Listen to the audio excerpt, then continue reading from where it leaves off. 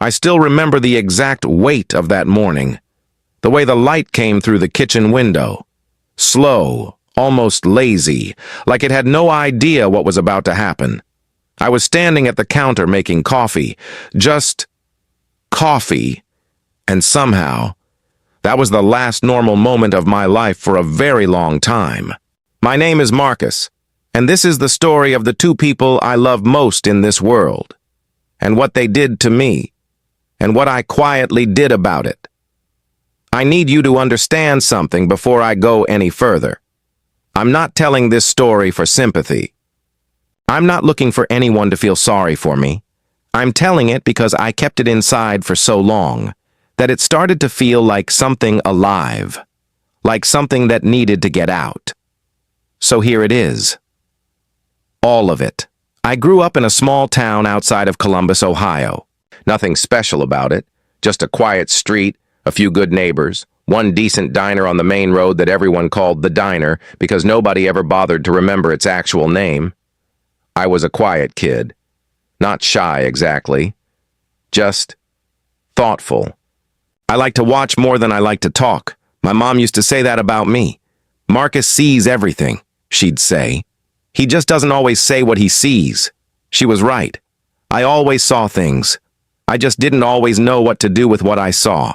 I met Daniel when I was 9 years old. He moved in 3 houses down from mine sometime in October. I remember because it was right around Halloween. His family had just relocated from somewhere in Michigan, and he showed up at school on a Tuesday wearing a bright orange hoodie and sat down next to me in the cafeteria like we'd already been friends for years. "You gonna eat those fries?" he said. I stared at him. "No," I said. He grabbed them, and that was it. That was us. There's a kind of friendship that you can't really explain to people who haven't had it. It's not just liking the same things. It's not just hanging out. It's something deeper, something that feels less like a friendship and more like a language. Daniel and I had that. We could sit in total silence for an hour and it didn't feel awkward. We could argue about something stupid, and 5 minutes later it was completely forgotten.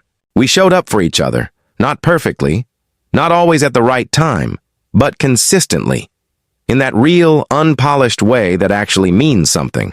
We graduated high school together, went to the same state university, even got an apartment together. Our junior year, a tiny, badly lit 2-bedroom place with a radiator that made sounds like it was alive. We lived there for almost 2 years, and they were, honestly, some of the best years of my life. I didn't know it then. I didn't think about it at the time. But looking back, yeah, those were good years. I met Lily the fall of senior year. She was in my Tuesday-Thursday economics lecture. Sat 2 rows ahead of me, and she had this habit, this little thing she did where she'd twist the cap of her pen between her fingers when she was thinking. Just click, twist, click, over and over. And I don't know why, but I noticed that before I noticed anything else about her. Not how she looked, not what she said, just that small, unconscious habit. It felt honest, somehow, like a little window into who she actually was. We talked for the first time after class one day when she dropped her notebook and half her notes scattered across the hallway floor. I helped her pick them up. She laughed, embarrassed. I said something I thought was funny. She laughed again, but for real this time, and we walked to the student union together and talked for 3 hours. Just talked. About everything and nothing. About where we grew up. About what we wanted. About how strange it was that you could spend years at a university and still feel like a stranger in your own life. I liked her immediately. Not in a desperate way. Not in that overwhelming rush that burns out fast. It was quieter than that. Warmer. Like something settling into place. Daniel met her about 2 weeks later. The 3 of us got dinner together at the diner near campus, and I remember watching them meet for the first time, and feeling something that I can only describe as complete. Like the 2 most important people in my world were finally in the same room. Daniel was charming. He always was. Funny, easy to talk to, the kind of person who made strangers feel like old friends in under 5 minutes. Lily smiled a lot that night, and I thought, this is going to be great. All three of us. This is going to be great. I should have paid more attention to what kind of smile it was. Lily and I dated for almost 4 years. 4 years. That's not nothing. That's birthdays remembered and bad days carried. That's building a life in real time, brick by brick, with someone. I was fully in it. Not halfway. Not with 1 foot out the door. I was all the way in. She was the person I called when something went wrong. The person I wanted to tell things to first.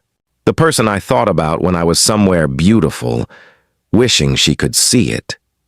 About 2 years into our relationship, I found a small velvet box at a little antique jewelry shop downtown. Inside it was a ring. Simple white gold band with a small oval stone. Not flashy, not over the top, just elegant, real. The kind of thing that lasts. I bought it on a Thursday afternoon without telling anyone. Put it in the back of the top drawer of my desk at home, and every now and then I'd open that drawer and just look at it, thinking about the right moment, imagining her face, imagining the word yes. Daniel was around constantly during those years. He and I were still close, still talked almost every day. He'd come over to the apartment Lily and I shared sometimes. We'd watch games, order food, argue about whatever we were arguing about that month, normal stuff, friend stuff. I didn't notice anything at first. I want to say that clearly, because some people hear a story like this and they assume the person who got hurt must have been naive, must have missed obvious signs, must have been too stupid or too trusting to see what was right in front of them. But it wasn't like that. They were careful, deliberate, and I trusted them both completely. That trust wasn't weakness. It was real. It was earned. Or, I thought it was. The night everything broke open started as nothing. I was supposed to be in Chicago. Work conference, 3 nights, 2 full days of meetings I'd been dreading for weeks. But the second day of the conference got restructured. My sessions were canceled. My manager told me I could head home early if I wanted, and I thought, great. Surprise Lily. Pick up her favorite takeout from the Thai place near our apartment. Come home early. Just be there. Something nice. Something normal. I texted her from the airport that I'd be home late, which technically wasn't a lie. I just didn't mention that late meant that night instead of tomorrow morning. I thought it would be a nice surprise. I was so sure it was going to be a good moment. The drive home was fine. Music on, Thai food in the back seat, filling the whole car with the smell of lemongrass. I was in a decent mood, maybe better than decent. I was looking forward to seeing her face when I walked through the door. I parked outside our building around 9:30. Grabbed the food, took the elevator up, and when I stepped into the hallway outside our apartment, I stopped, because I could hear something. Voices, 2 of them, low, familiar. I stood in that hallway for a long moment, just listening, and I told myself I was overreacting. I told myself there was an obvious explanation. I told myself to just open the door and everything would make sense. I used my key. The living room was empty. The lights were low. There were 2 glasses on the coffee table, one with a little wine left in it. And a jacket on the armchair. I recognized that jacket. I set the food down on the counter, very slowly, very carefully, and I walked toward the bedroom, and I heard her laugh.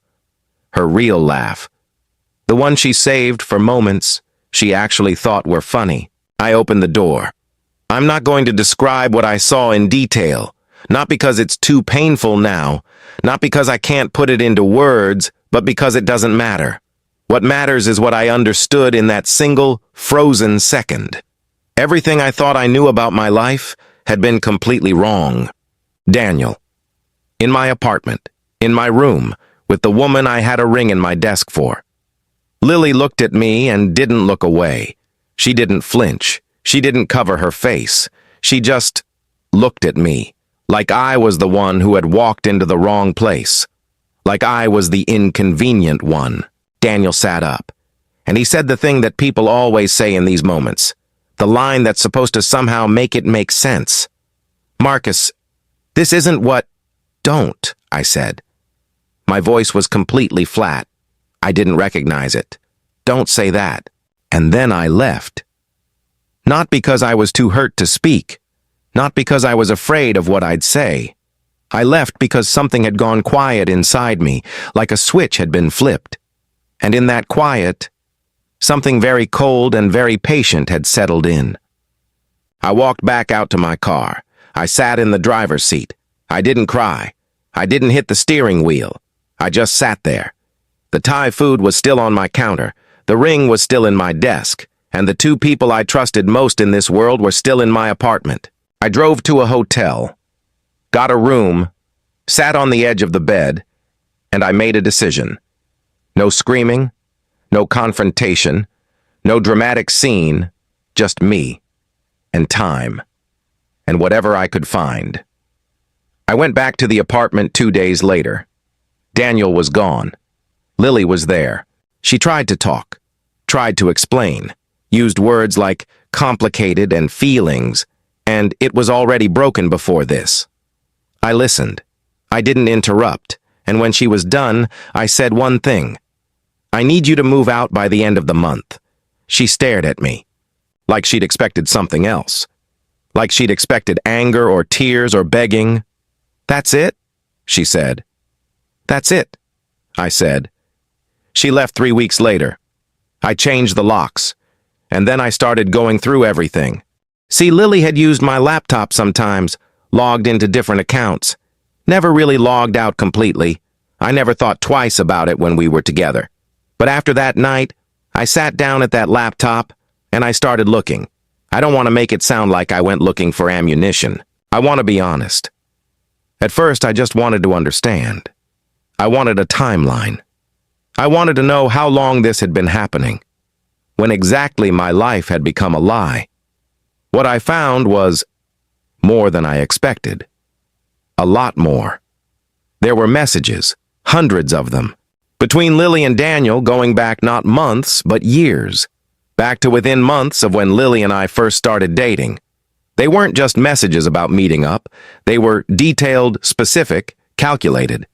Messages from Lily talking about how easy it was to keep me distracted. Messages where she listed things about me, things that I thought were private, and she was describing them to Daniel like I was some kind of character in a story they were writing together. Voice notes of them laughing about things I'd said or done. A recording of them in a hotel room and my name coming up, and both of them finding it funny. I sat there at that desk for a long time after I found all of it. Longer than I should have, and I felt something shift. That quiet, cold thing inside me got very, very still. I backed everything up, all of it. Messages, voice notes, screenshots, files, organized by date, organized by content, stored on a drive that I put in a lockbox in the back of my closet, and then I waited. I know that sounds strange. What was I waiting for? I wasn't sure yet. I just knew I wasn't done. I kept living my life, got a better job, moved to a new apartment on the other side of the city, started running in the mornings, ate better, slept more. Let time do what time does. I didn't reach out to Daniel. He tried once. A long voicemail about being sorry, about things being complicated, about hoping I could someday understand. I listened to it once, then I deleted it. Lily tried reaching out too, a few texts over the first couple of months, then silence, which was fine. Silence was honestly fine. About 18 months after that night, I was scrolling through my phone during lunch at work, and I saw a post from a mutual acquaintance. Someone who had stayed in contact with both of them. The post was a photo. Lily and Daniel. Smiling, his arm around her, and the caption said something about being engaged, about finding your person, about love that finds its way no matter what. I stared at that photo for a long time, And then I smiled, not a mean smile, not a bitter one, just a small, slow smile. Because I looked at that photo and I thought, they have no idea. I have to be honest about what went through my mind during those months between seeing that post and what eventually happened. I thought about letting it go, more than once. I thought about just moving on, being the person who takes the high road, being the version of myself that my mother would be proud of. But then I'd think about those recordings, those messages, the hotel receipt with my name written as a joke at the bottom of one of their texts. I'd think about the ring I eventually returned to the store, about all the plans I'd made in my head that evaporated the second I opened that bedroom door. And I'd think, they never apologized. Not really, not to my face. They just moved on, posted happy photos, tagged each other in things, built a whole narrative about their love story, with no acknowledgement of what they'd done, with no accountability, like I never existed, like what they did was just fine. That's what I kept coming back to, not the betrayal itself, but the silence after it, the total shameless absence of consequence. They got to rewrite the story, and I was supposed to just let them. I decided I wasn't going to let them. I found out about the wedding through a mutual friend named Terrence. We'd kept in loose contact over the years. Good guy. Didn't take sides, just stayed friends with everyone, which honestly I respected. He mentioned it casually during a phone call. You hear about Daniel and Lily's wedding? Big venue, formal, end of next month. I said. You okay? He asked. Yeah, I said. I'm good. I was better than good. I had been waiting for something, and I had just found it. Let me explain how I knew about the venue. Terrence mentioned the name without thinking. The Alderton Grand. A ballroom venue about 40 minutes outside the city. The kind of place with marble floors and tall ceilings and a built-in projector system for receptions. I looked it up, studied the layout, looked at the event photos on their website. That projector setup was standard. Used for slideshows, for photos, for the kind of romantic montage that plays while guests find their seats. I thought about what it would look like. The room filling with people. Candles lit, flowers arranged, everyone dressed up and warm with the feeling of witnessing something beautiful. Everyone settling in, everyone waiting, the lights dimming, the screen coming to life. I thought about that image for a long time. Then I started building the file. I want to be clear about something. I didn't include everything. I had a lot. More than I needed. More than I wanted to use. Some of it was too personal. Some of it crossed lines I wasn't willing to cross. I chose only what was necessary. Only what spoke for itself. Only what made the truth completely, undeniably clear. Screenshots of the messages. The specific ones where Lily talked about what she was planning. The ones where she mentioned me by name, where she described her intentions in her own words, with dates, with timestamps. One audio clip, just one. About 40 seconds long. Lily's voice, unmistakably. Talking about me. I built it into a clean, simple slideshow. No dramatic music, no editing tricks, just a black background. White text, her words, and then the audio at the end. I tested it on my laptop, sat in my apartment watching it play, and I thought, this is enough. This is exactly enough. The week before the wedding, I drove out to the Alderton Grand in the afternoon. Not on the day, not the day before, 5 days before. I told the events coordinator I was a videographer hired by the family. I asked if I could check the AV setup before the event. I brought a bag with some cables and a camera. I looked the part. She walked me through the ballroom, showed me the projector, walked me through the input system. It was simple. HDMI in wireless remote for switching inputs. Password for the room's system on a laminated card in the AV cabinet. I wrote down everything I needed. Thanked her. Left. On the morning of the wedding, I drove out to the venue early, dressed like I belonged there. Nice jacket, professional enough to not raise questions, relaxed enough to not draw attention. I got there at 9:45. The ceremony was scheduled for 11. The bridal party was arriving at 10:30. Guests at 10:15.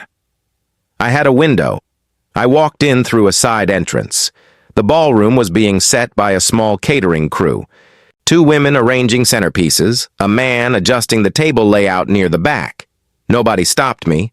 Nobody asked. I found the AV cabinet, opened it with the combination I'd written down, connected my laptop, loaded the file, set it to autoplay, set the input source, closed the cabinet. The whole thing took less than 4 minutes. I walked back out through the side entrance, across the parking lot, to my car. I had a coffee from the drive-thru 2 miles up the road. I parked in a small lot behind the venue where a row of hedges faced a set of tall side windows. Through those windows, you could see part of the ballroom. Not perfectly, not every detail, but enough. I sat in my car, and I waited. By 10:20, I could see guests beginning to arrive through the main entrance, cars pulling up, doors opening, women in formal dresses, men adjusting their jackets, the small festive energy that gathers around the edges of a wedding. I drank my coffee slowly. At 10:50, through the windows, I could see the ballroom was nearly full. The lights had been dimmed slightly, the way they do right before something begins. And then the projector came on. I could see the light of it reflected off the ceiling, that pale, flickering, blue-white glow. I couldn't hear anything from where I was, but I didn't need to. For a few seconds, nothing changed, just that glow. And then I saw the first heads turn, not toward the aisle, not toward the entrance where the wedding party would come through, toward the screen, one by one, row by row. And then stillness. The kind of stillness that doesn't happen at weddings. The kind that only happens when something has gone very wrong. I watched through the window, watched people stand up, watched heads turning toward each other. Watched someone near the front cover their mouth. I saw the moment the people closest to the screen seemed to fully register what they were reading. The way they went rigid. The way the careful, formal posture of wedding guests collapsed into something shocked and disorganized. Someone moved toward the back of the room, fast, purposeful, heading for the AV cabinet, I guessed. But it had already been going for close to 4 minutes by then. Long enough, more than long enough, phones were up. I could see the small screens glowing throughout the room, recording. Then 2 figures appeared from a side door near the front. I knew their shapes even at this distance, even without clear detail. Lily, in her wedding dress, standing in the doorway, her head turning slowly around the room, and Daniel, just behind her. One hand raised, saying something. I couldn't hear it. I didn't need to. I finished my coffee. Sat there for another minute, just watching the light change through the window. The commotion, the shapes of people moving toward doors. The particular way. A room full of dressed-up strangers dissolves when the reason they gathered no longer exists. Then I put the car in reverse. And I drove away. I took the long way home. Back roads instead of the highway. Through flat open land and small towns, and that particular kind of autumn afternoon light that makes everything look a little quieter than it is. I had my windows down. I didn't put music on. I just drove, and I let the air in, and for the first time in a very long time, the weight was gone. Not anger. I want to be clear about this. I was never angry. Not in that explosive, consuming way that people talk about when they've been hurt. What I carried was something quieter, the weight of knowing, of being the only person in the room who knew the truth about my own life, and having no way to make that truth real for anyone else. That was the weight. And now it was gone. Because the truth was real. It was out in the world. It had happened in front of witnesses. It was on people's phones. It was, in the language of that moment, permanent. Lily and I were done a long time before that day. Daniel and I were done a long time before that day. I wasn't trying to get either of them back. I wasn't trying to destroy their lives in some sustained way. I just wanted one moment. One moment where the truth occupied the same room as all the people they'd spent years performing for. That's all. One moment. I got home around 3 in the afternoon, changed out of my jacket, made lunch, called my mom. Didn't tell her anything about any of it. We just talked. About her garden, about a show she'd been watching, about whether I should come home for Thanksgiving, normal stuff, real stuff. I told her I'd be there. Over the next few days, I heard things through Terrence and a few other mutual connections. I didn't go looking for information, but it found its way to me anyway, the way things do when you share a social circle with people. The wedding didn't happen. Obviously, the ceremony never started. The guests left. Both families, deeply embarrassed, had departed within the first 20 minutes. Lily and Daniel had, reportedly, blamed each other, loudly, in front of the catering staff and 2 bridesmaids who hadn't moved fast enough. Clips had made it online briefly before being taken down, but not before enough people had seen them. Not before the people who mattered had already understood exactly what they were looking at. I don't know what happened to them after that. I don't know if they stayed together. I don't know where they are now. I genuinely don't think about it much. What I think about, sometimes in quiet moments, is that hallway outside my apartment, the moment right before I used my key. When I was still standing there telling myself there was an obvious explanation. When everything was still intact, in the way that things are before you know what you know. I think about who I was in that moment, how much I trusted, how completely I had given myself over to those 2 people. And I think about the version of me who drove away from the Alderton Grand with the windows down on a quiet afternoon. Those 2 versions of the same person feel very far apart, but they're both me, and I've learned to hold both of them, not with bitterness, not with grief, just honestly. The guy who trusted too much, and the guy who, when that trust was shattered, didn't lose himself, didn't break, didn't become something smaller or uglier or more afraid, just waited, quietly, and told the truth at the right time. That's the whole story. There's no tidy ending. No moment where I stood in front of them and said exactly the right thing. No speech, no confrontation, no final goodbye that gave me the closure movies always promise. Just a parking lot, a window, a cup of coffee going cold, and a room full of people who finally, for one short and undeniable moment, knew exactly who Lily and Daniel were. I think that's enough. I think that's more than enough. People always ask me, when I talk about this in vague terms, whether I regret it, whether I wish I'd done something differently, whether I think I went too far, and I always have to sit with that question for a second before I answer, because I want to be honest, not just with whoever's asking, but with myself. Do I regret it? No. Not because I think revenge is good, not because I think what I did was noble, but because those people spent years treating me like a fool, like someone who could be managed and deceived and used and then quietly discarded when I was no longer useful. And I was never going to be okay with that. I was never going to make peace with the version of myself who just swallowed all of that and smiled and moved on. So I didn't. I kept the evidence. I chose my moment. I let the truth do what the truth does when you put it in the right room at the right time. And then I drove home. And that was the day I finally stopped being the person they made me feel like, and started being myself again, fully, without apology. There's a word for that feeling. I've been trying to find it for years. I think the closest I've ever gotten is free. Just free. That's the whole thing. That's all of it. Thanks for listening.